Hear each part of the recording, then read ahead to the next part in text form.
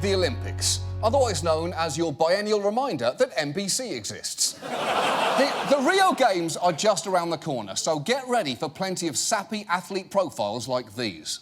Tori Bowie is a sprinter climbing her way to the top. Her success exceeds far beyond the unkempt field she started on in high school. At his childhood pool, there's still a bench where he was forced to sit and take timeouts. But what others struggle to contain in daily life, Phelps put to full purpose when there was something on the line. Burroughs is powered by the elemental truth of the sport that fills his dreams. Yes! Those videos aren't just uplifting, that's basically inspiration porn. That's what a fireworks display watches when it wants to jerk off. But while the Olympics feature thrilling displays of athletic prowess, they can also take place beneath the dark shadow cast by doping scandals. And this Olympics is no exception. According to a report that reads like a Cold War spy thriller, Russian secret agents and a mysterious Moscow laboratory were used for state-sanctioned doping.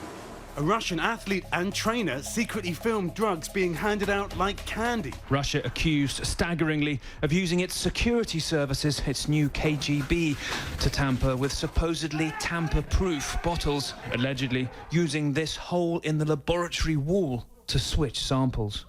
It's true. A Russian lab used a secret hole in the wall in an attempt to win Olympic medals, making this the first known example of a literal glory hole. And just listen to how the athletes ingested some of the drugs in the first place. Ronchenkov's cocktails of 3 different performance-enhancing drugs were, on his instructions, washed down by athletes with alcohol to shorten the detection period. Chivas for male athletes, vermouth for the ladies. Wait. Vermouth for the ladies? Look, I get doping is still going on, but I'd hoped that unnecessarily gendered illegal products died out with the Virginia Slims crack pipe. Hashtag feminism, hashtag crack pipes. Now, Russia's track and field team is currently banned from competing at the upcoming Olympics, but there is nothing new about this story. For as long as there's been science, people have used it to juice the human body. In the 1920s, a Russian-born French surgeon grafted thin slices of chimp testicles into people's scrotums, which was obviously ridiculous. These days we know you need a thick slice of chimp testicles. That's when it starts to work. And there's a long history of athletes circumventing the rules. In the 1904 Olympics, one of the marathon runners rode 11 miles in a car. A move that takes balls so big, they must have included a massive slice of chimp nuts. Now, as for the modern era, while no one knows exactly how many athletes dope, there are some shocking hints. One leaked survey found that an estimated 29% of track and field athletes at the 2011 World Championships said that they had doped in the past year. And presumably, that doesn't even include roided-out athletes who responded by yelling, "Survey make me angry," crumpling it up and throwing it to the moon. But the prevalence of doping is a little surprising when you consider how rigorous the testing regimes in top sport can be. Watch what happens to one runner just seconds after she crosses the finish line. From now until she's able to provide a sample, 2 things will be constant: water and Flanagan's anti-doping chaperone. The chaperone makes sure the athlete doesn't try to cheat her drug test. It's a big-time buzzkill, because you're really excited and you want to enjoy the moment, but then at the same time, you got to get focused and get ready to pee. Now, that's got to be tough, because you're probably not ready to pee on command just after finishing a race. That's not what your body is prepared to do at that moment. It's like asking someone to have an orgasm in the middle of test driving a Nissan Cube. It's not going to be easy. That could take a while. And if you think it's no fun for the athletes, it's not much fun for the testers either. Real Sports followed one of them on a surprise out-of-competition test.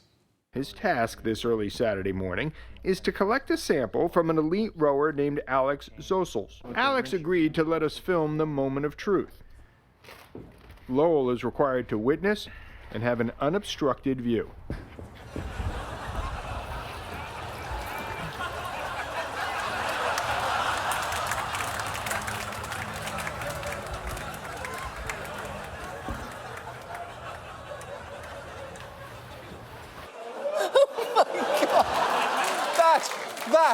is the face of a man reconsidering every single decision he has made in his life, while also desperately wishing that athlete had not had asparagus for dinner.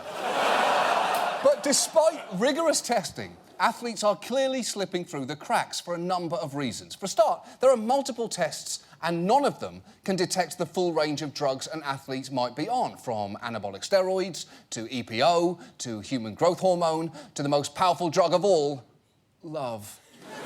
And testing itself, it's much less black and white than you might assume. There are wide variations in human biochemistry, so to avoid false positives, testing thresholds are often deliberately high, and athletes can dope and still come below those thresholds by doing things like microdosing or using masking agents to hide banned substances. And those are just some ways that it's possible for top athletes to cheat while still being able to say things like this.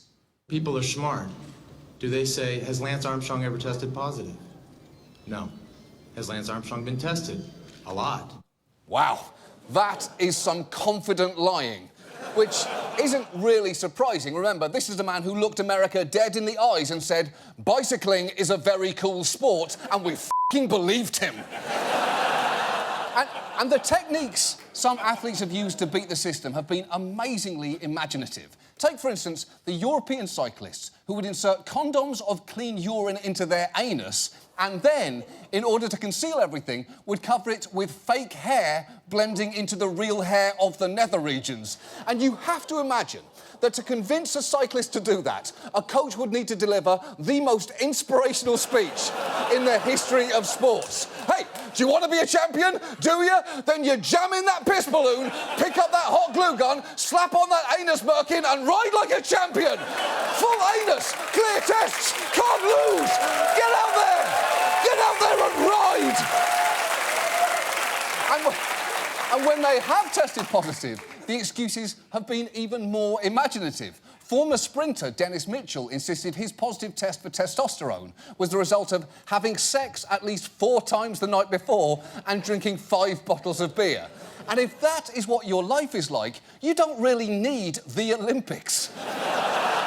Now, other athletes have blamed positive tests on eating a pie made from doped-up racing pigeons or eating a stew of meat and organs from uncastrated boars. And I'll say this, if Wheaties is really the breakfast of champions, their ingredient list will now include pigeon meat and pig jizz, or it's over. But none of that beats my favourite excuse of all time. Cyclist Tyler Hamilton had to explain why somebody else's blood was in his veins. He claimed a vanished twin absorbed by his body in the womb. The court didn't buy it. Oh, but that twin isn't vanished. It's me. I'm your brother, Tyler, and my name isn't John Oliver. It's Skyler Hamilton. And together we are Skyler and Tyler Hamilton, a pair of unvanished twins. And we're both equally good at biking. And in a way, you can see why athletes might want to dope. A split-second advantage can make the difference between winning and losing, and there's a lot of money on the line for everyone. There is a massive financial ecosystem dependent on spectacular athletic achievement in scandal-free games. And that includes the networks, who reap over $1 billion in ad sales, the IOC, which reaps billions in broadcast rights, and then there's the sponsors, who love using Olympic athletes for ads like these. To perform your best, training's gotta be a lifelong passion. Michael! Fueled by a foot-long passion. That's why Debbie Phelps is always there for her son Michael, with his favorite flavor-packed, fully jacked foot-long subs. Stop. Because first, no professional swimmer wants a sandwich in the pool. And for the record, there is nothing more viscerally upsetting than a woman feeding her soaking wet, nearly naked adult son something called a fully jacked footlong.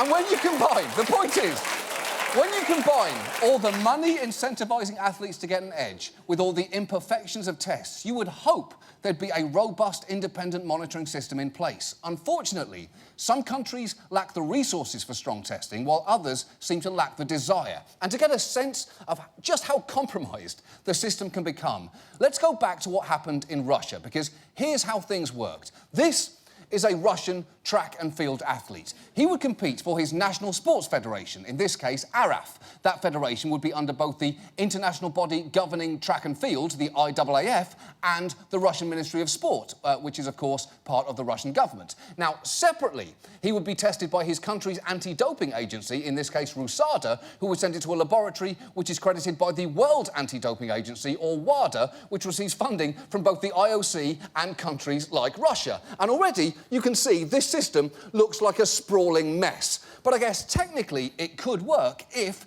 each step was genuinely committed to stamping out doping. However, you've already seen that one lab had a glory hole, and on top of that, a recent investigation found that RUSADA officers routinely accepted bribes from athletes and gave them advance notice of when they'd be tested, and it also found the former head of ARAF had worked with the director of that glory hole lab to conceal positive drug tests. And while you would hope that the IAAF would have been rooting all of this out, the head of their anti-doping department was banned for 5 years after an ethics investigation. At which point, this is all actually making FIFA look good. FIFA. F***ing FIFA. And they are basically just the mafia with slightly better branding. And finally, there is WADA. Now, they are supposed to help prevent things like this, but their investigation of the scandal got off to a rocky start because we really only have all this information thanks to a whistleblower, a former RUSADA employee named Vitaly Stepanov. He approached WADA with a great deal of information, but their response was not reassuring. He sent 200 emails and 50 letters detailing what he had witnessed. But Vitaly says WADA told him it did not have the power to investigate inside Russia. Now, that is true. At that point, WADA didn't have the explicit authority, but that's a bit weird in and of itself. You don't want the global anti-drug agency to basically have the authority of mall cops. Hey, thief, stop or I'll be forced to go straight to the food court and grumble about your behaviour into a bag of Wetzel's pretzels Cinnabits.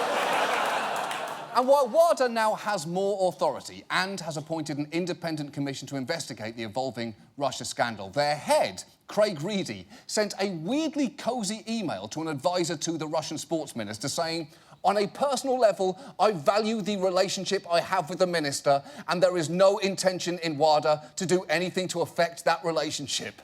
Which is an unsettlingly chummy tone for a regulator to take. If Tom Colicchio promised to judge Top Chef fairly, but then said to one contestant, "I value my relationship with you and will do nothing to affect it," the other contestants would rightly think, "This is clearly pointless. Here's a hot pocket. Go f*** yourself."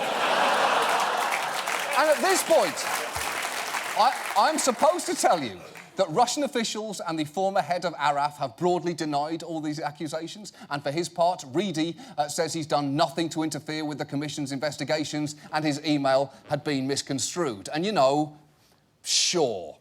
And while this clearly isn't the system we need, it might actually be the system we want. Just listen to former head of WADA, the phenomenally named Dick Pound, who has a depressing theory about why more dopers aren't caught. Machinery's all there. The question is, do people really want it to work? I mean, you can do hundreds of thousands of tests and catch nobody if you don't want to catch anybody. Is that what you think is happening, that people don't want it to work? People don't want it to work. OK, well, first, Dick Pound should really insist that everyone call him Rick or Rich if he really wants anyone to fully listen to him. But second, he actually wrote a report for WADA assessing the state of drug testing, which found among the broader sports community, there is no general appetite to undertake the effort and expense to deliver doping-free sport, which is pretty alarming. We're treating good testing like calorie counts on restaurant menus. Oh, everyone might say they want it until they find out that one bloomin' onion is 32 million calories, and then they are f***ing done. And you might be thinking, well, let's just give up. Why don't we just let everyone dope? But that is definitely not the answer. For a start, that could be very dangerous, with athletes tempted to take greater and greater amounts to get that split-second edge. And it could also potentially force clean athletes to dope, at which point you've pretty much destroyed the integrity of sport. Because if you want to know what it's like to compete against an artificially enhanced athlete, just listen to Alisha Montano. She lost at the 2012 Olympics to Maria Savinova, one of the Russian athletes implicated in the current doping scandal. This was the first time Montano allowed herself to watch the race she lost to gold medalist Maria Savinova. Montano had led the race for about 600 meters before finishing 5th. I mean, Savinova passed you like you were, with all due respect. Literally standing still. Yeah. Yeah, and you realize at that moment, I realized I'm racing against robots. Robots. I'm racing against robots. She's racing against robots, and it wasn't just Savinova, because silver and bronze went to a Roomba and a roided-out Teddy Ruxpin. and when she competed against those same Russian athletes at the World Championships the next year, it was déjà vu. Savinova blew by her in the last 50 meters to finish 2nd. All Montano could do was throw herself across the finish line, beaten, and for the first time, broken. And I felt really failed and really betrayed, and I actually felt like my career was a farce, you know, that this is just, what am I doing out here? What's the point? What am I doing here? What's the point? She's a world-class athlete, and she was left feeling like anyone who paid for a ticket to Now You See Me Too. What are we doing here? What are any of us doing here? What's the point in this? What are we doing? And look, we focused on Russia here because the details are spectacular, but they are far from the only offenders. In recent years, Kenya, Jamaica and China have all had doping scandals, and American athletes have cheated too. Justin Gatlin and Tyson Gay have both been banned for doping in the past, yet they're still expected to compete in Rio for the US team. So think of doping like Vladimir Putin. It's far from just a Russian problem. It's something that adversely affects the entire world.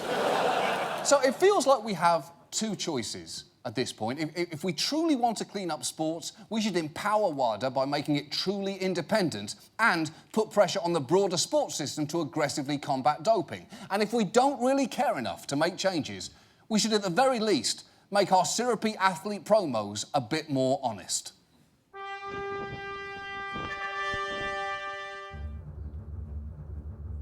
Ever since I was a kid, I've loved to run. My parents sometimes tell me I could run before I could walk, which doesn't really make sense, but I always believe them. It's 5 a.m. and Olympic hopeful Brandon Schmidt has already been at the gym for 2 hours with his coach. Push it! Push it! Push it! Push it! I've been working with Brandon ever since he was 8 years old. I discovered him sprinting across a playground. That's how I used to find my runners. Just hang out at playgrounds, look for the quickest kid. Can't do that anymore, of course. For Brandon, every morning it's the same routine.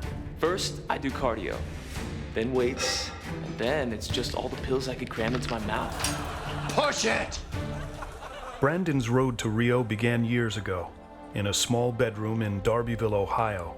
When I was a kid, I had posters of all my heroes. Lance Armstrong, Marion Jones, Ben Johnson, Mark McGuire, and that one guy who took a car for 11 miles of an Olympic marathon. I wanted to be just like them.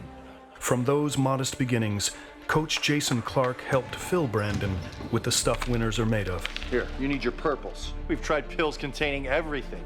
Cat dick, dog dick, lizard dick, rhino dick, badger balls, muskrat anuses, chipmunk fists, moose face. A 5-hour energy shot straight into his eyeball. Ow! One time I put a tampon full of jet fuel up his ass. Push it! No! Another time, I got Regis Philbin to scream into a jar and then had him inhale him. All of this just to get that edge. But even the most prepared athlete can sometimes get caught. And that's when Brandon relies on Coach Clark's strict regimen of excuses. And go! I slipped and fell in a vat of liquid amphetamines. Good, next! I was walking down this dark back alley and a guy came up and stabbed me with a syringe full of EPO. Sweeter! Sweeter! I ate my twin in the womb. I don't believe you! An uncastrated boar spit in my mouth. Plausible, I like it. Stick the landing. Last night I drank 5 beers and everyone in America. Time! How'd I do? You're ready. Now, with his eyes on Rio and Olympic gold, Brandon Schmidt is hoping that his years of hard work will finally pay off. For me, to win in Rio, that'd be a fairy tale come true, you know? It'd be a Cinderella story. But like if the slipper didn't actually belong to Cinderella and she took a lot of drugs to change the size of her foot to fit in the slipper, and then Prince Charming fell for it. And they lived happily ever after. That's my dream.